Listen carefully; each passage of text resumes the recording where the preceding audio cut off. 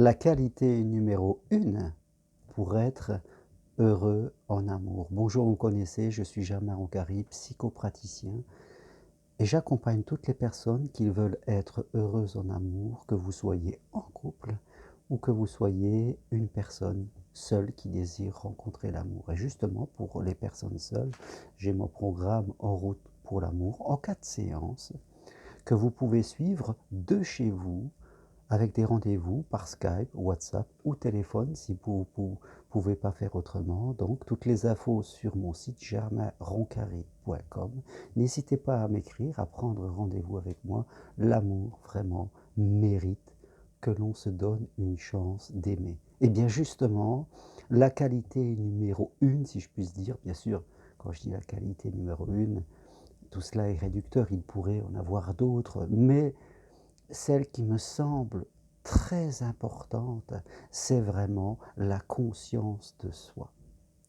Je vois aujourd'hui trop de personnes encore qui sont, si je puis utiliser cette autre métaphore, complètement dans leur enfant intérieur, dans leurs blessures de l'enfance, blessures de la dévalorisation, blessures de la soumission, blessures du rejet, blessures de l'injustice. Et tout ça fait qu'elles ont des comportements complètement inadaptés, complètement enfantins, même si elles peuvent avoir 40, 50 ans et 60 ans. Elles n'arrivent pas à sortir de leur ego malade, de leur enfant intérieur qui est toujours resté à ce niveau. Et qu'est-ce que c'est que le comportement? Ces comportements, eh bien, c'est soit d'un autre côté, je suis dans la dépendance affective.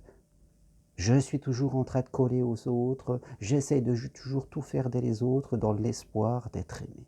J'en fais trop. Soit je suis toujours dans le jugement, dans la critique, les hommes sont comme ça, les femmes sont comme ça, c'est eux, ça ne marche pas. Et là, je suis un peu dans la blessure de la justice et toujours dans la critique et dans le jugement et dans l'agressivité, et c'est pareil. Soit je suis complètement effacé, blessure du rejet, où là, je ne mérite pas, je ne suis pas assez bien, on va finir par me quitter.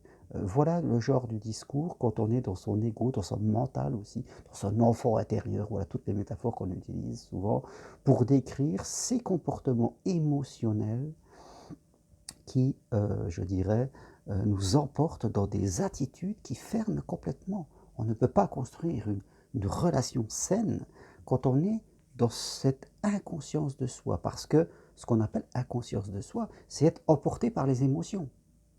Vous savez, l'amour, c'est sentiment et raison.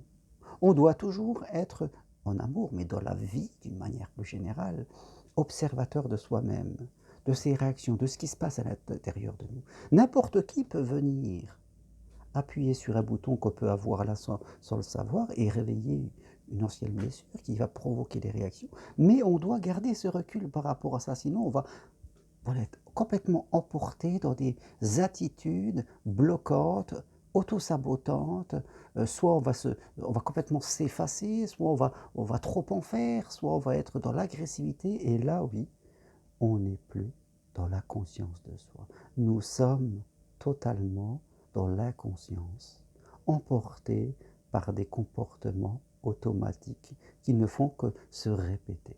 Et c'est de cela qu'il faut en avoir conscience. Savoir se mettre dans la position d'observateur de soi-même pour déjà le comprendre. Parce que ça n'agit pas qu'en amour, ça peut agir sur d'autres domaines de vie, dans nos relations familiales, avec nos propres parents, avec des amis, je dirais, dans nos relations avec nos professionnels. J'aime bien cette phrase d'un thérapeute qui dit: si tu veux savoir où est-ce que t'en es dans ton évolution, pars une semaine en vacances avec tes parents. Et tu verras un petit peu qu'est-ce qui se passe à l'intérieur de soi. Voilà. Parce que justement, cette évolution, ce calme intérieur, cette retenue que l'on a par rapport à nos réactions, c'est quand on est dans des situations à haut degré émotionnel que l'on peut travailler dessus. Quand tout va bien, qu'on fait rien, c'est facile de dire que je suis super.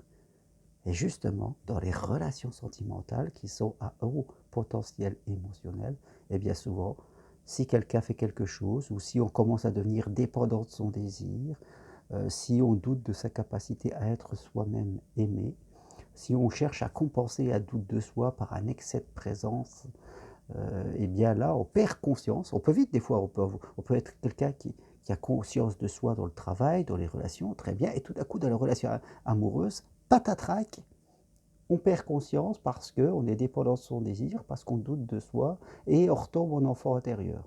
On était adulte, bien, et là, tout d'un coup, patatrac, on retombe dans son enfant intérieur, peureux, vengeur, soumis, et ça ne va plus du tout. Et ça, il faut en prendre conscience pour pouvoir commencer à travailler dessus et le réparer.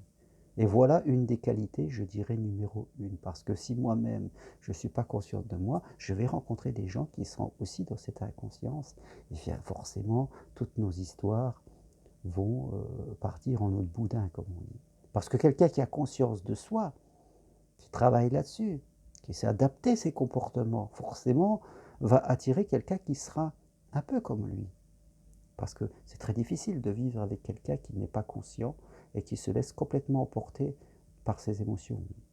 On a en face de nous quelqu'un qui est toujours en réaction, et qui a jamais, soit elle en fait trop, soit elle s'efface, soit elle est en super réaction, elle se suradapte. Voilà, c'est pas facile de vivre avec des gens qui sont inconscients et qui n'arrivent pas à adapter leur comportement. Alors si c'est votre cas, si vous prenez conscience que vous vous effacez, que vous en faisiez trop, que vous êtes encore en train de critiquer les autres, eh bien prenez conscience que vous avez du travail à faire sur vous-même, que vous êtes retombé justement dans votre enfant intérieur. Voilà ce que je voulais partager avec vous aujourd'hui. Et si vous désirez aller plus loin, eh bien n'hésitez pas à prendre rendez-vous avec moi. N'écoutez pas surtout cet enfant intérieur, cet ego, qui va encore vous dire tout ça, ça sert à rien, c'est toi qui as raison. Très bonne journée, à bientôt, au revoir, et n'hésitez pas à appuyer sur j'aime si vous aimez cette vidéo. Merci.